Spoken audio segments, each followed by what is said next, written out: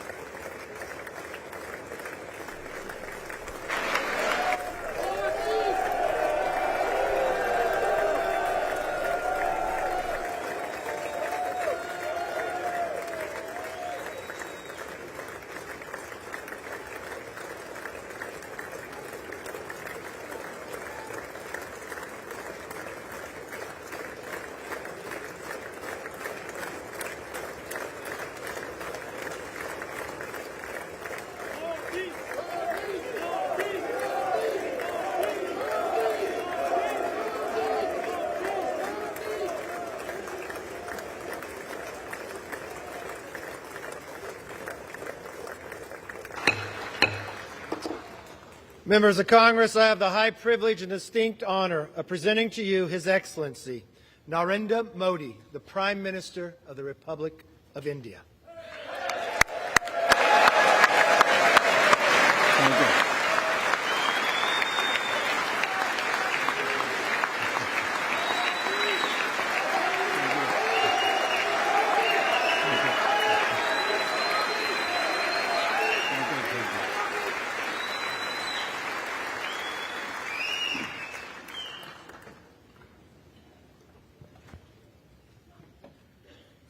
Mr. Speaker,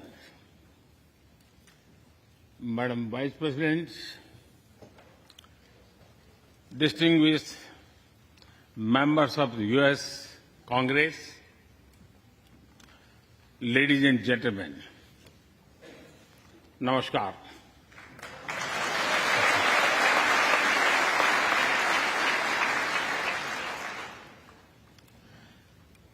It is always a great honor to address the United States Congress.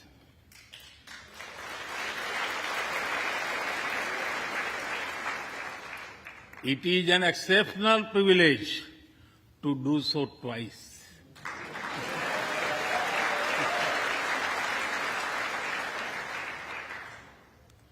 For this honor,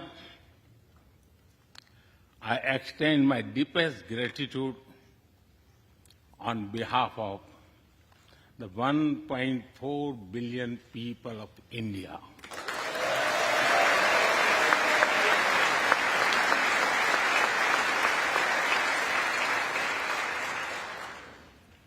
I see that nearly half of you were here in 2016. I feel your warmth as old friends. I can also see the enthusiasm of a new friends in the other half. I remember Senator Harry Reid, Senator John McCain, Senator Orrin Hatch, Elijah Cummings, Elsie Hastings, and others who I met here in 2016 and who are sadly no longer with us. Mr. Speaker, standing here 7 Junes ago, that is the June when Hamilton swept all the awards, I said that the hesitations of history were behind us. Now, when our era is at a crossroads, I am here to speak about our calling for this century.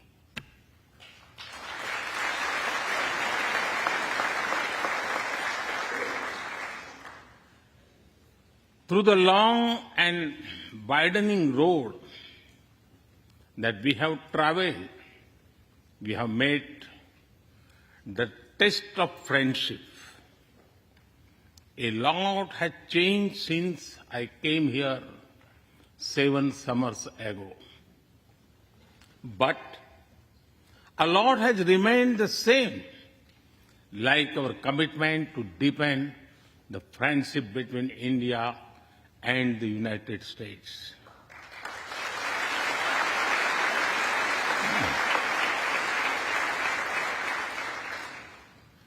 In the past few years, there have been many advances in AI, artificial intelligence.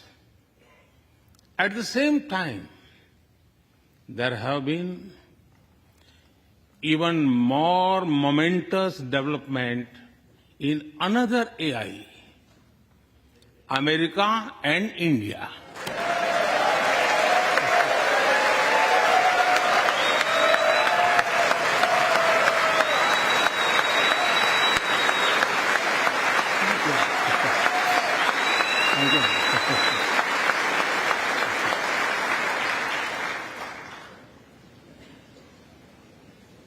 Mr. Speaker and distinguished members, the beauty of democracy is the constant connect with the people, to listen to them and feel their pulse. And I know this takes a lot of time, energy, effort, and travel. It is a Thursday afternoon, a fly-out day for some of you. So I am grateful for your time. I also know how busy you have been this last month. Being a citizen of a vibrant democracy, myself, I can admit one thing, Mr. Speaker, you have a tough job.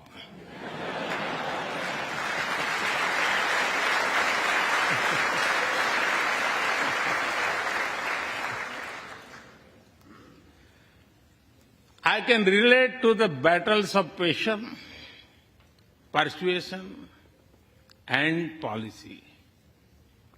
I can understand the debate of ideas and ideology.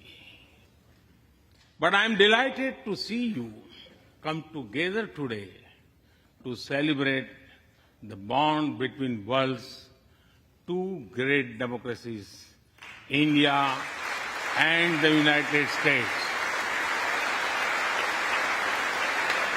Thank you.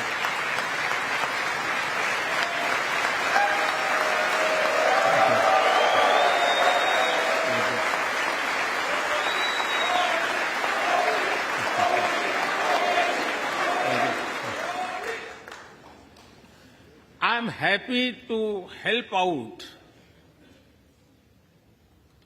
I'm happy to help out whenever you need a strong bipartisan consensus.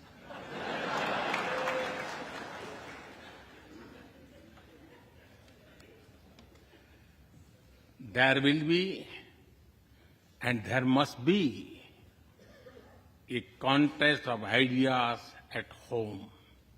But we must also come together as one when we speak for our nation.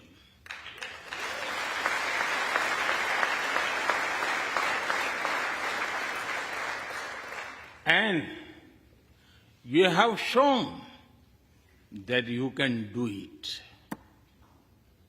Congratulations.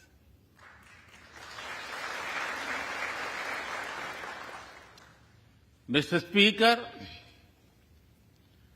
the foundation of America was inspired by the vision of a nation of equal people.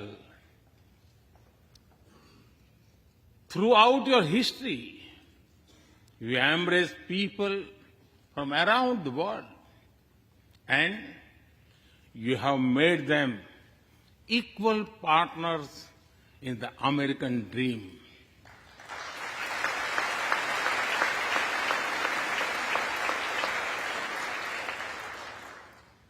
There are millions here who have roots in India. Some of them sit proudly in this chamber.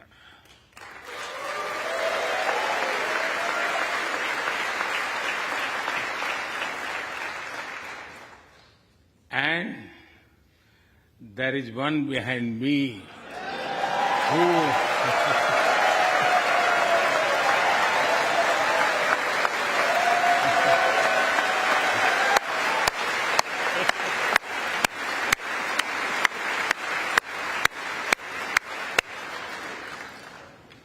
has made history. I'm told that the Samosa caucus is now the flavor of the house. I hope it grows and brings the full diversity of Indian cuisine here.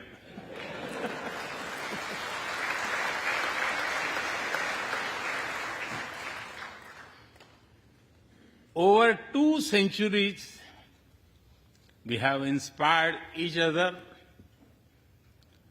through the lives of great Americans and Indians. We pay tribute to Mahatma Gandhi and Martin Luther King Jr.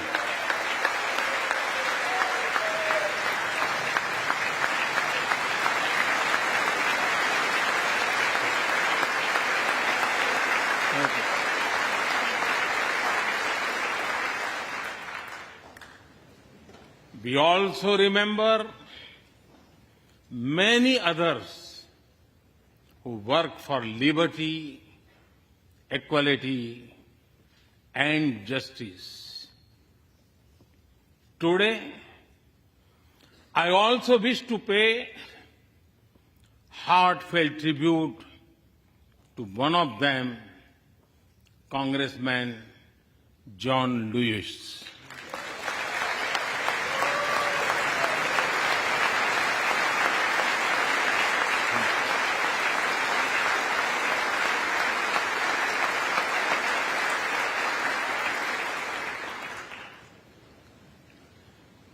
Mr. Speaker, democracy is one of our sacred and shared values. It has evolved over a long time and taken various forms of systems. Throughout history, however, one thing has been clear. Democracy is the spirit that supports equality and dignity.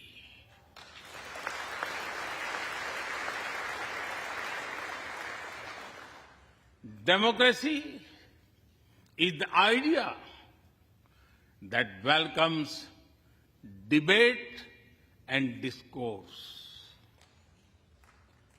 Democracy is the culture that gives wings to thought and expression.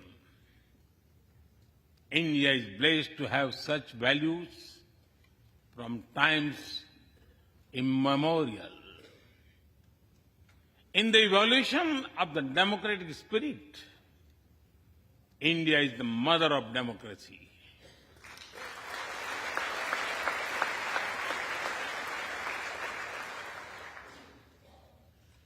Millennia ago, our oldest scripture said, Ekam Sat Vipra Bahudha Vadanti. It means the truth is one, but the wise express it in a different ways. Now, the US is the oldest and India the largest democracy. Our partnership augurs well for the future of democracy.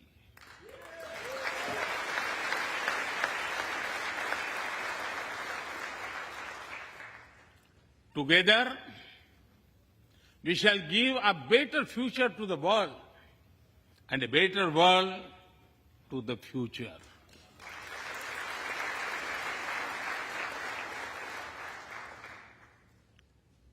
Mr. Speaker, last year, India celebrated 75 years of its independence.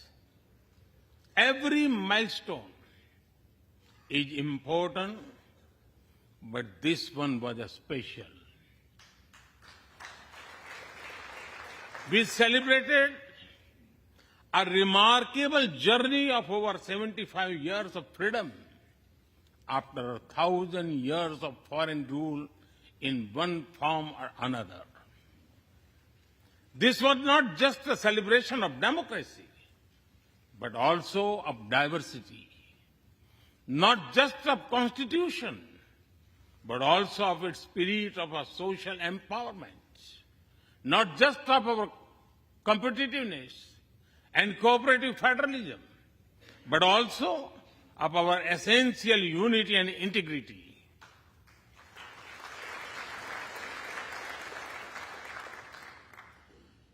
We have over 2,500 political parties.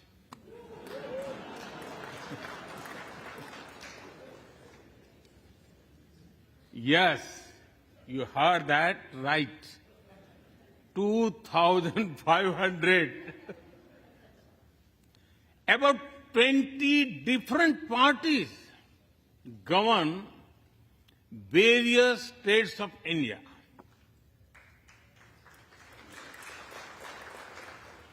We have 22 official languages and thousands of dialects, and yet we speak in one voice.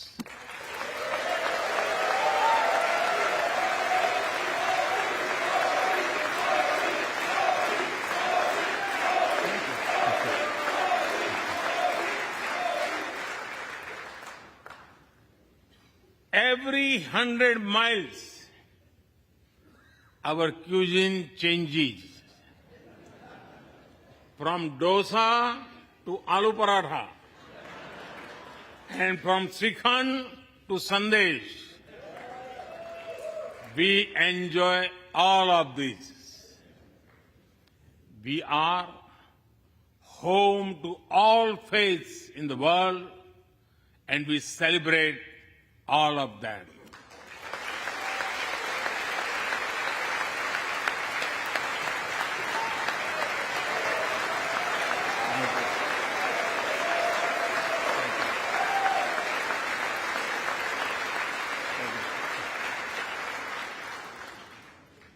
In India, diversity is a natural way of life. Today, the world wants to know more and more about India. I see that curiosity in this house too. We were honored to receive over 100 members of the US Congress in India over the last decade.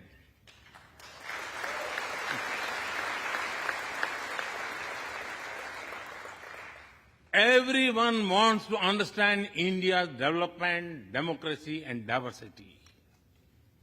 Everyone wants to know what India is doing right and how. Among close friends, I am happy to share the same. Mr. Speaker, when I first visited the US as a Prime Minister, India was the 10th largest economy in the world. 10th. Today, India is the 5th largest economy.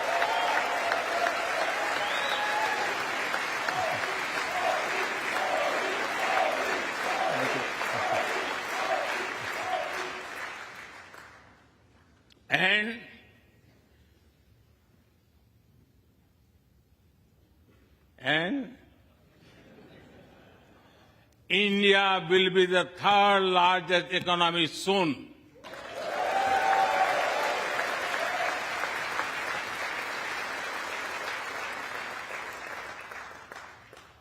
We are not only growing bigger, but we are also growing faster. When India grows, the whole world grows.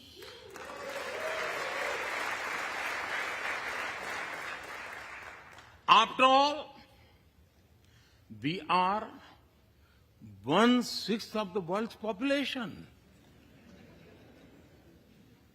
In the last century, when India won its freedom, it inspired many other countries to free themselves from colonial rule.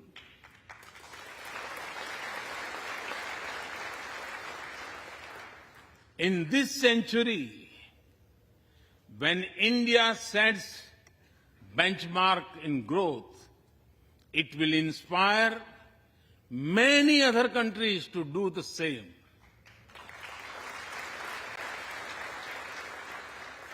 Our vision is सबका साथ, सबका विकास, सबका विश्वास, सबका प्रयास. It means together for everyone's growth, with everyone's trust and everyone's efforts. Let me share with you how this vision is translating into action with speed and scale. We are focusing on infrastructure development. We have given nearly 40 million homes to provide shelter to over 150 million people.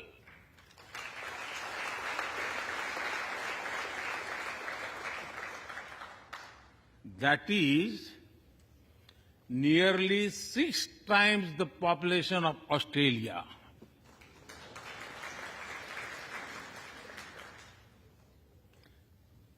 We run a national health insurance program that ensures free medical treatment for about 500 million people.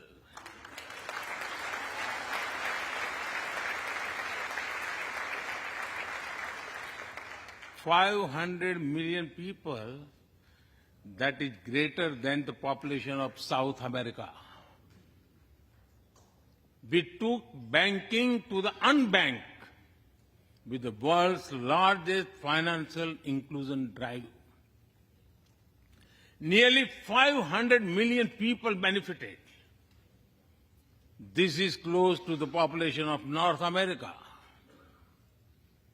We have worked on building Digital India. Today, there are more than 850 million smartphones and internet users in the country.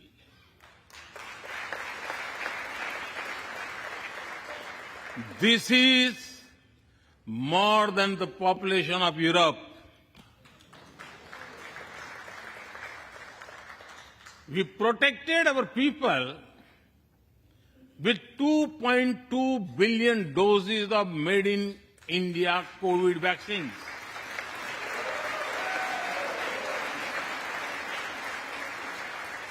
And that too free cost.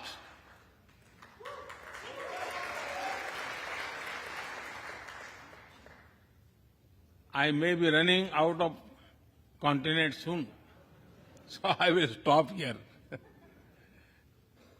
Distinguished members, the Vedas are one of the world's oldest scriptures. They are a great treasure of humanity composed thousands of years ago. Back then, women sages composed many verses in these Vedas. And today, in modern India, women are leading us to a better future.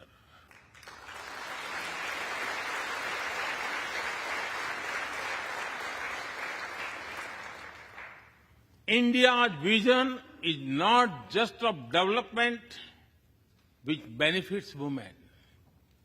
It is of women-led development where women lead the journey of progress.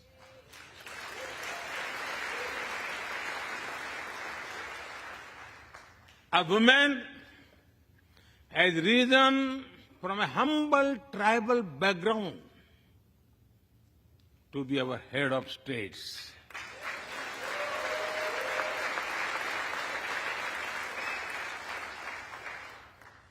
Nearly 1.5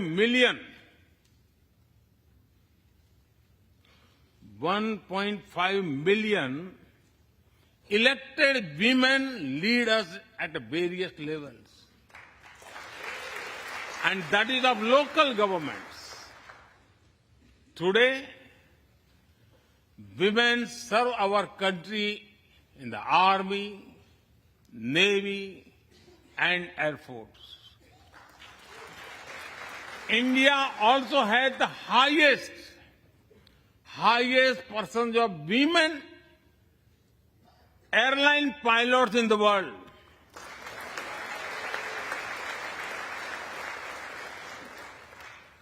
And they have also put us on Mars by leading our Mars mission.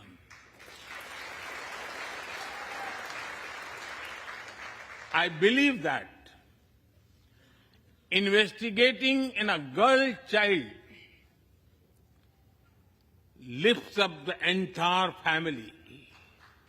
Empowering women transforms the nation.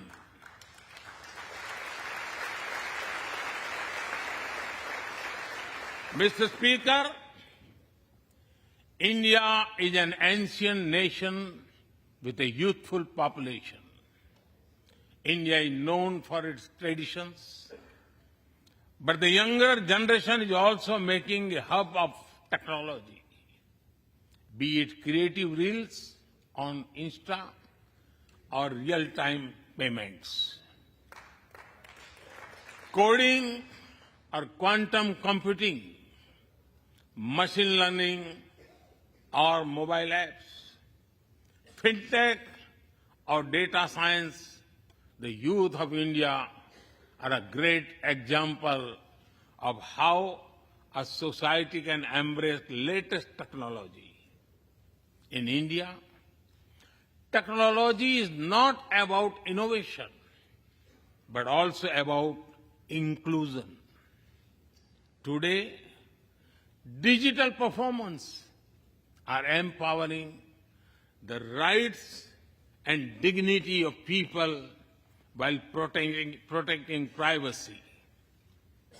In the last 9 years, over 1 billion people got a unique digital biometric identity connected with their bank accounts and mobile phones. This digital public infrastructure helps us reach citizens within seconds with financial assistance. 850 million people receive direct benefit financial transfers into their accounts. 3 times a year, over 100 million farmers receive assistance in their bank accounts at the click of a button.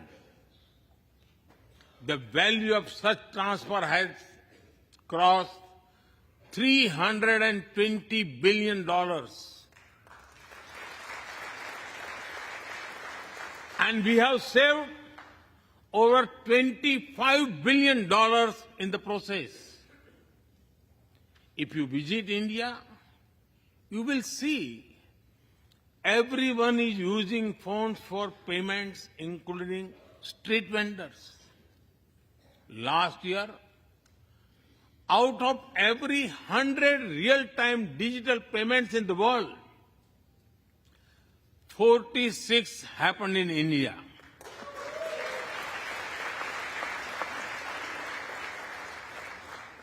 Nearly 400,000 miles of optical fiber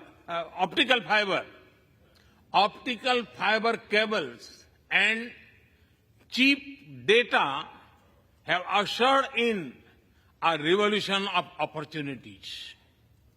Farmers check weather updates. The elderly get social security payments. Students access scholarships. Doctors deliver telemedicine. Fishermen check fishing grounds, and small businesses get loans with just a tap on their phones. Mr. Speaker, a spirit of democracy, inclusion, and sustainability defines us. It also shapes our outlook to the world. India grows while being responsible about our planet. We believe, Mata Bhumihi Putro Aham Prithviya. This means the earth is our mother and we are her children. Indian culture deeply respects the environment and our planet.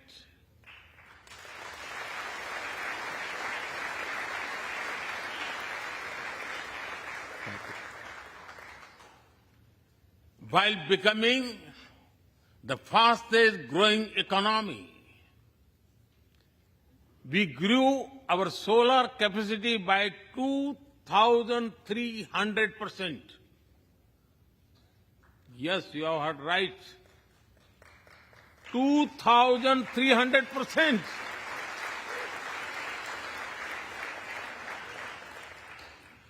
We became the only G20 country to meet its Paris commitment.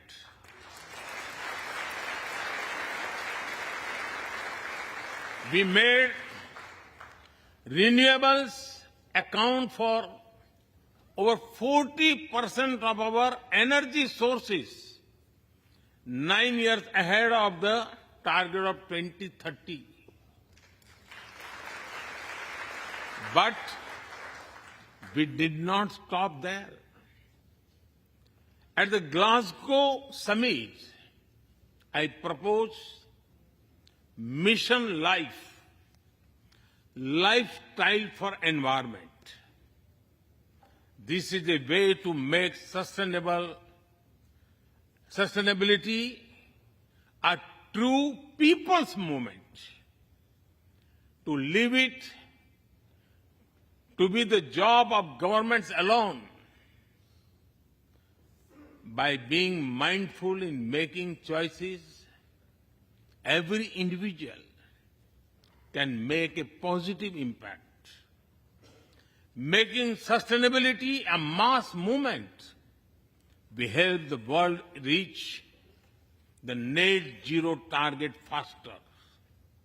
Our vision is pro-planet progress. Our vision is pro-planet prosperity. Our vision is pro-planet people.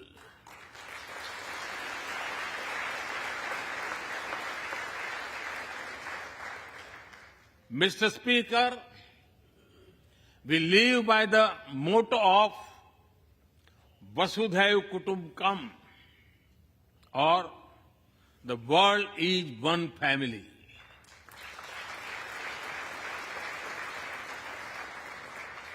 Our engagement with the world is for everyone's benefit. The one sun, one world, one grid seek to join us.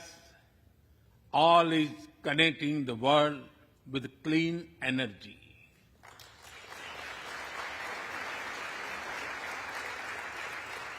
One Earth, One Health is a vision for global action to bring quality health care to everyone, including animals and plants.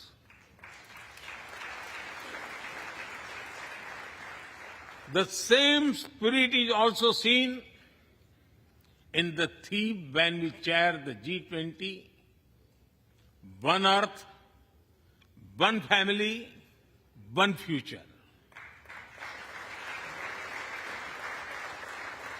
We advance the spirit of unity through yoga as well. Just yesterday, the whole world came together to celebrate the International Day of Yoga.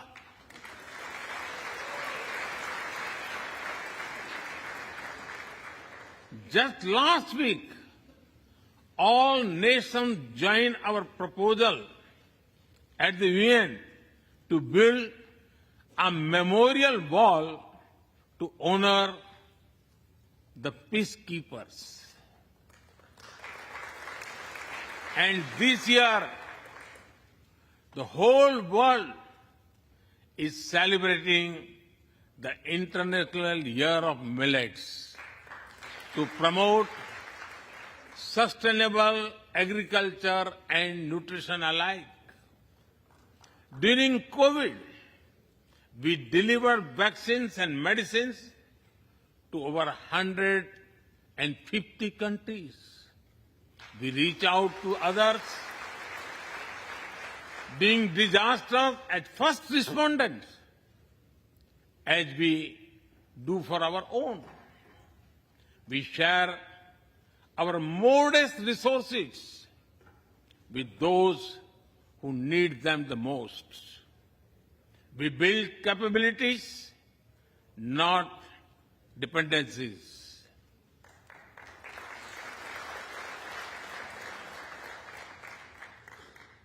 Mr. Speaker, when I speak about India's approach to the world, the United States occupy a special place. I know. Our relations are of great importance to all of you. Every member of this Congress has a deep interest in it. When defense and aerospace in India grow, industries in the state of Washington, Arizona, Georgia, Alabama, South Carolina, and Pennsylvania thrive.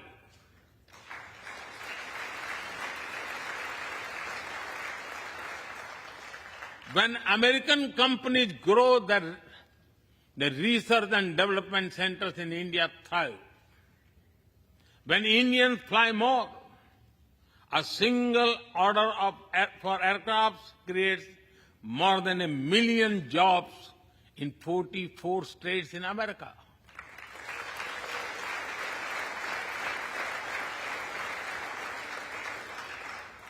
When an American phone makers invest in India, it creates an entire ecosystem of jobs and opportunities in both countries.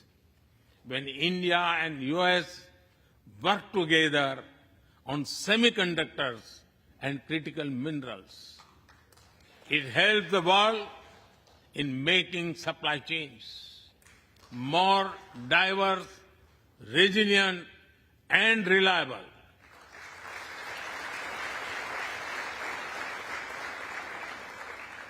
Indeed, Mr. Speaker, we were strangers in defense cooperation at the turn of the century. Now, the United States has become one of our most important defense partners.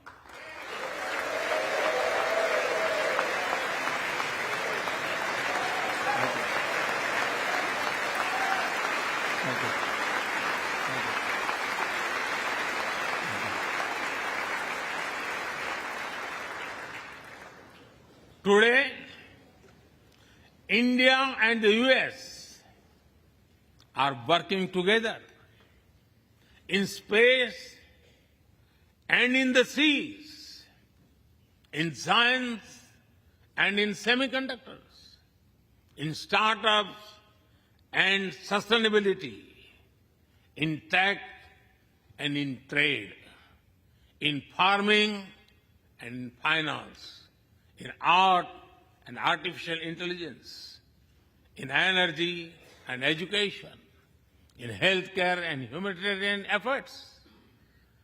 I can go on and go on, but to sum up it, I would say the scope of our cooperation is endless. The potential of our synergies is limitless. And the chemistry in our relations is effortless.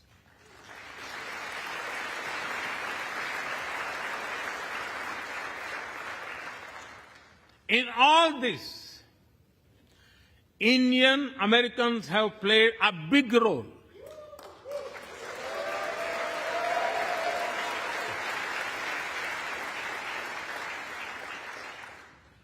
They are brilliant in every field, not just in spelling bee.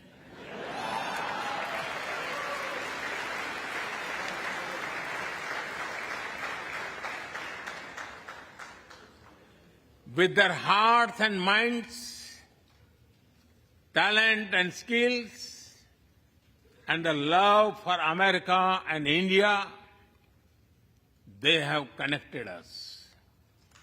They have unlocked doors. They have shown the potential of our partnership. Mr. Speaker, distinguished members, every Indian Prime Minister and American President of the past has taken our relationship further. But our generation has to honor of taking it to greater heights.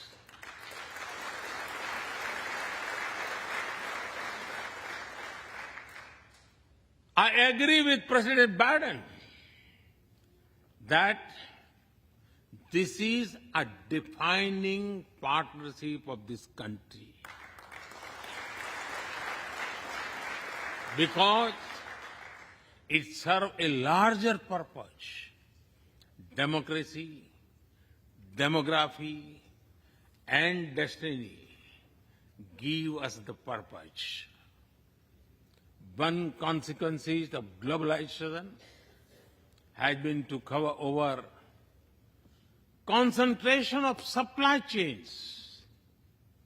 We will work together to diversify, decentralize, and democratize supply chains.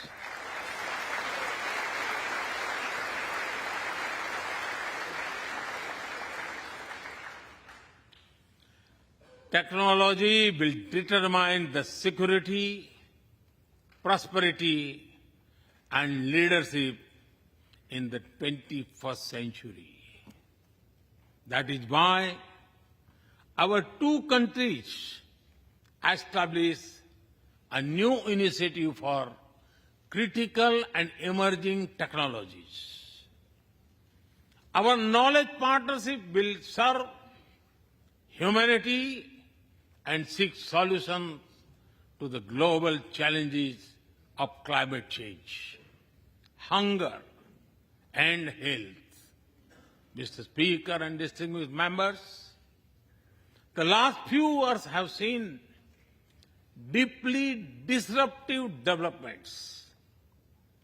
With the Ukraine conflict, war has returned to Europe. It is causing great pain in the region. Since it involves major powers, the outcomes are severe. Countries of the global south have been particularly affected. The global order is based on the respect for the principle of the UN Charter, peaceful resolution of disputes, and respect for sovereignty and territorial integrity.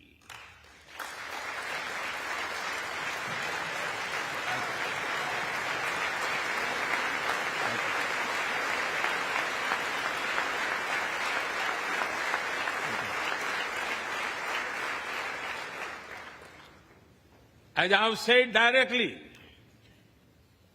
and publicly, this is not an era of war.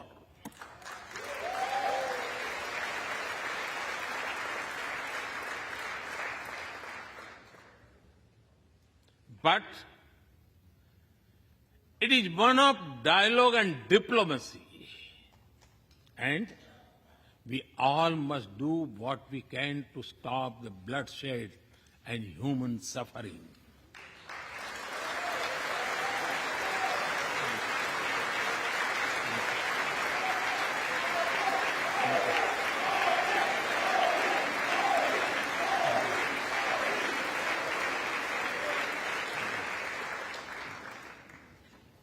Mr. Speaker, the dark clouds of coercion and confrontation are casting their shadow in the Indo-Pacific. The stability of the region has become one of the central concerns of our partnership. We share a vision of a free, open, and inclusive Indo-Pacific.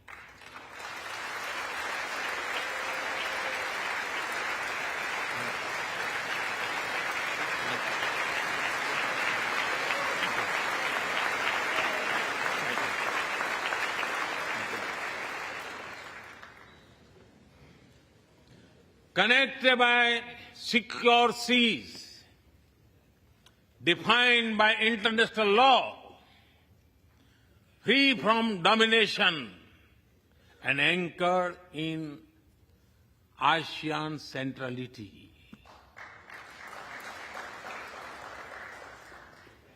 A region where all nations, small and large, are free and fearless in their choices, where progress is not suffocated by an impossible burdens of debt.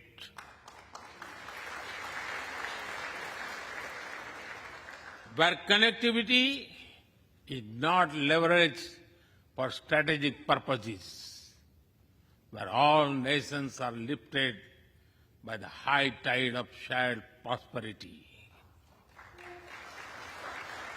Our vision does not seek to content or exclude, but to build a cooperative region of peace and prosperity. We work through regional institutions and with our partners from within the region and beyond. of this code had emerged as a major force of good for the region.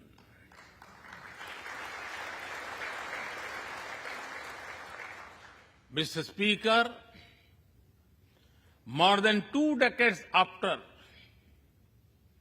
9/11 and more than a decade after 26/11 in Mumbai,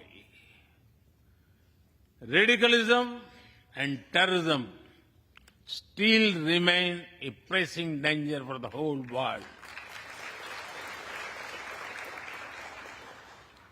These ideologies keep taking new identity and forms, but their intentions are the same. Terrorism is an enemy of humanity, and there can be no ifs and buts in dealing with it.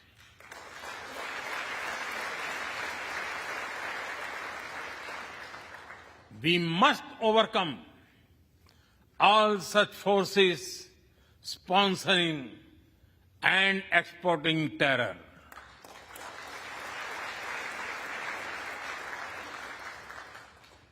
Mr. Speaker,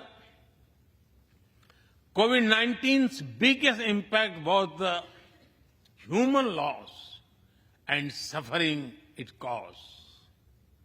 I wish to remember Congressman Ron Wright and the staff members who lost their lives to COVID.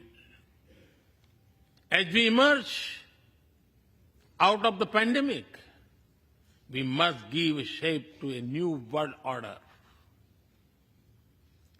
Consideration, care, and concern are the need of the hour.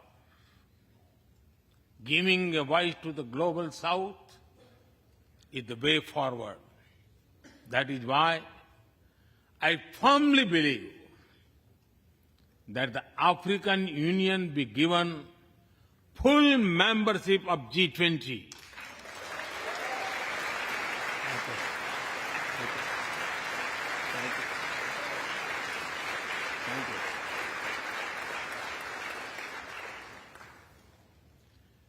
We must revive multilateralism and reform multilateral institutions. With better resources and representation that applies to all our global institutions of governance, especially the United Nations. When the world has changed, our institutions too must change, or risk getting replaced by a world of rivalries without rules. In working for a new world order based on international law, our two countries will be at the forefront as partners.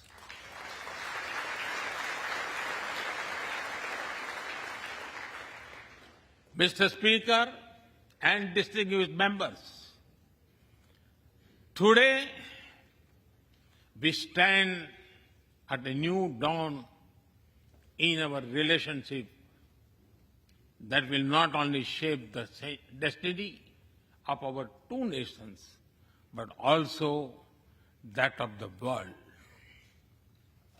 As the young American poet Amanda Gorman has expressed, when day comes, we step out of the shade. Aflame and unafraid, the new dawn blooms as we free it. For there is always light if only we are brave enough to see it.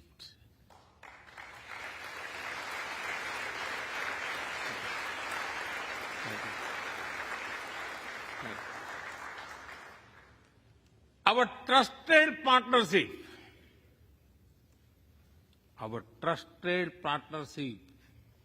is like the sun in this new dawn that will spread light all around.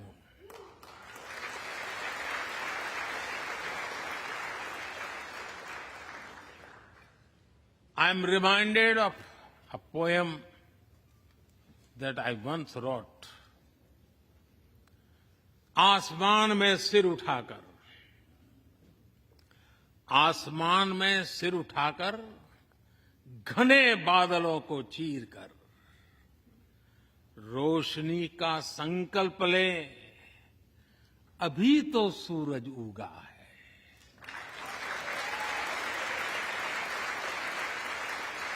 अभी तो सूरज उगा है।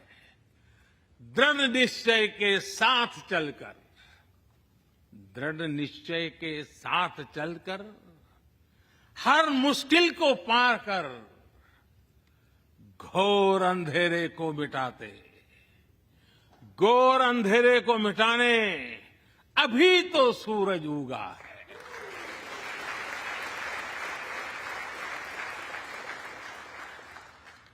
If I were to say it in English, it would be rising its head in the skies, piercing through the dense clouds with the promise of light. The sun has just risen, armed with a deep resolve, overcoming all the odds to dispel the forces of darkness. The sun had just risen.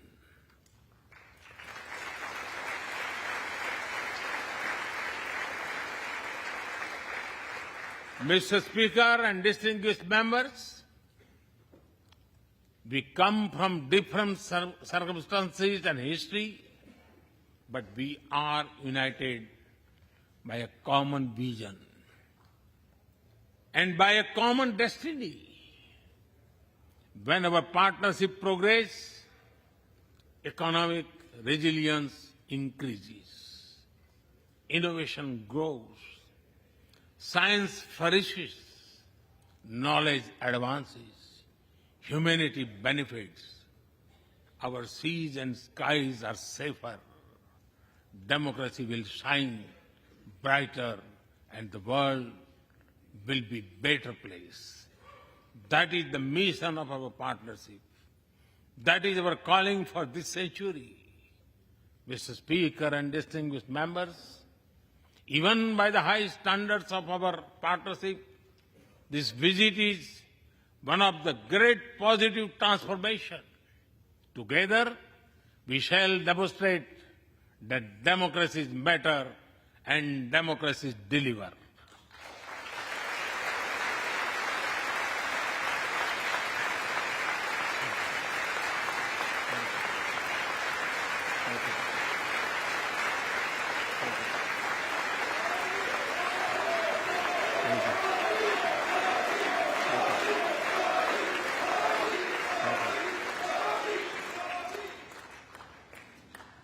I count on your continued support to the India-US partnership. When I was here in 2016, I said that our relationship is primed for a momentous future. That future is today.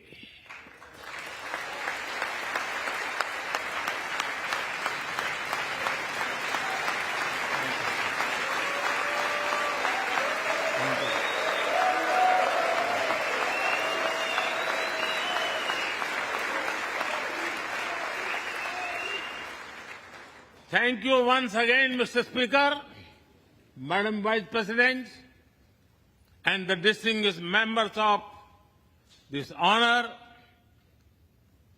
God bless America. Jai Hind. Long live India-US friendship. Thank you.